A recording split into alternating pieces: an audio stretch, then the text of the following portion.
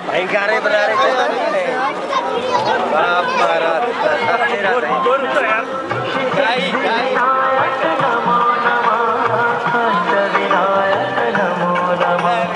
गणपति बापा मोरया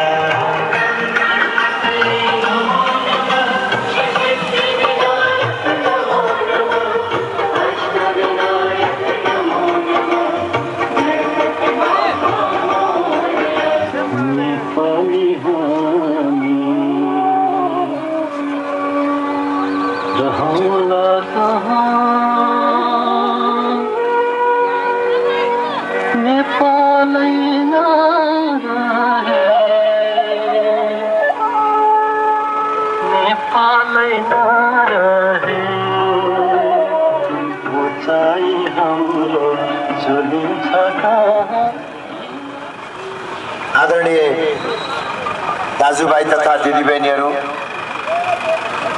गत पौष 9 गते झापाबाट सुरु भएको हिन्दू राष्ट्र पुनर्स्थापना संकल्प रथ यात्रा आज चौथो दिन तपाईहरुको नवलपरासी जिल्लामा आइपुगेको छ। हामीहरू तपाईहरुको घर आँगनमा आइपुगेका छौं। यहाँ आउँदा तपाईहरुले जुन उत्साहका साथ हामीलाई आत्मीयता दिनुभयो, स्वागत दिनुभयो, त्यसले हामीलाई धेरै ठूलो हौसला प्राप्त भएको छ। यो अभियानमा अगाडि बढ्नको निमित्त हामीलाई अझ बढी थप सहयोग प्राप्त भएको छ। यो रथ यात्रा आयोजनाको मुख्य उद्देश्य निर्धारित समयभित्र संविधान बनाउने र त्यो संविधानमा हिन्दू राष्ट्र सुनिश्चित गर्ने, त्यसका निमित्त जनदबाव सिर्जना गर्ने उद्देश्यले यो रथ यात्राको आयोजना गरिएको हो। हामी चाँडोभन्दा चाँडो संविधान बनोस् भन्ने चाहन्छौँ। माघ 8 गते भित्रै संविधान बन्नु पर्दछ र त्यो संविधानमा सनातन हिन्दू राष्ट्र सुनिश्चित हुनुपर्छ। किनभने नेपालमा 81% हामी हिन्दूहरू छौं, 9% बुद्ध धर्म मान्नेहरू छन्, 3% किराँत धर्म मान्नेहरू छन्। यो सबै जोड्दा 94% हुन्छ र यो 94% जनताको साझा पहिचान छ।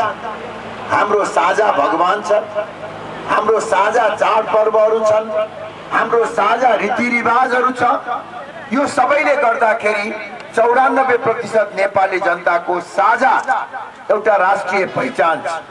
तर दुर्भाग्यवश केही वर्ष अगाडि विदेशी शक्तिको दबाव र प्रभावमा परेर हाम्रा केही स्वार्थी नेताहरूले हिन्दू राष्ट्रको पहिचानलाई समाप्त पारी धर्मनिरपेक्षता लाद्ने काम गरे। यो धर्मनिरपेक्षताको कारणले गर्दा अहिले खुलेआम रूपमा लोभ लालच देखाएर, डर त्रास देखाएर, भ्रम सृजना गरेर धर्म परिवर्तन गराउने काम भएको छ। 7-8 वर्षमा मात्रै तपाईहरुलाई सुन्न पनि आश्चर्य लाग्ला, 10 लाख भन्दा बढीको धर्म परिवर्तन गराइएको छ।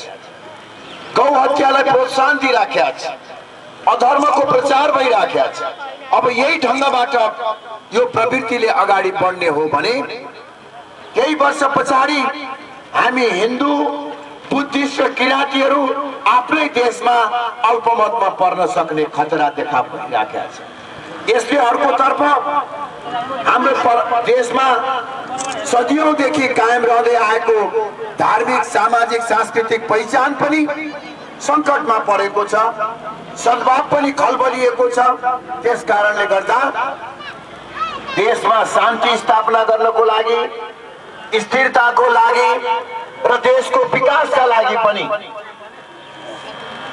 नेपाललाई सनातन हिन्दू राष्ट्र बनाउनु पर्दछ भन्ने हाम्रो माग छ।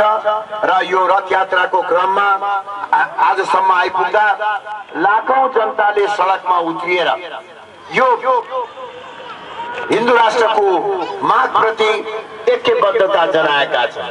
जुनसुकै पार्टीको भए पनि, जुनसुकै विचारको भए पनि, जुनसुकै धर्मको भए तापनि नेपाललाई हिन्दू राष्ट्र बनाउनु पर्छ भन्नेमा चाहिँ सबैको एकमत रहेको हामीले पाएका छौं।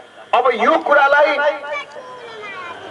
प्रमुख भन्ने दलका प्रमुख नेताहरूले ध्यान दिनको लागि हामी आग्रह गर्दछौँ। जनताको यो चाहनालाई उपेक्षा नगर्नुहोस्, जनताको यो चाहनालाई निषेध गर्ने काम नगर्नुहोस्। त्यसकारणले अब बन्ने संविधानमा सनातन धर्म सापेक्ष हिन्दू राष्ट्रलाई सुनिश्चित गर्नुहोस् भन्ने म आग्रह पनि गर्न चाहन्छु। अब आज हामीलाई आज धेरै टाढा जानु छ, तपाईहरुले धेरै माया दिनुभएको छ, तपाईहरुलाई धन्यवाद दिँदै अब बिदा माग्ने बेला हो। बिदा माग्ने बेलामा म फेरि तपाईहरुसँग तपाईहरुको आशीर्वादका लागि, तपाईहरुको शुभकामनाका लागि अनुरोध गर्न चाहन्छु। हामीलाई बिदा दिनुहोस्, हामीलाई शुभेच्छा शुभकामना दिनुहोस् भन्ने आग्रह गर्दै बिदा हुन्छु। धन्यवाद, नमस्कार।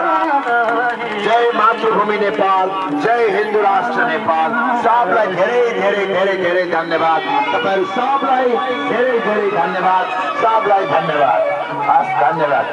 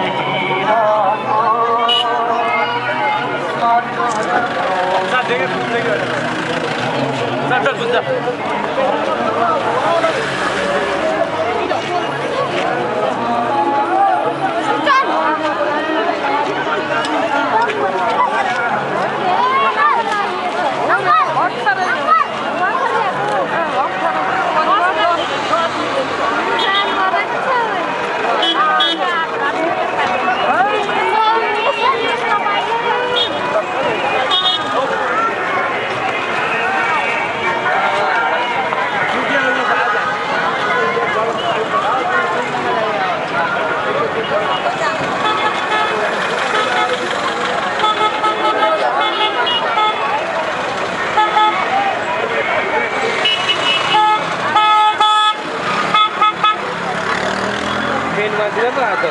Coba dilihat.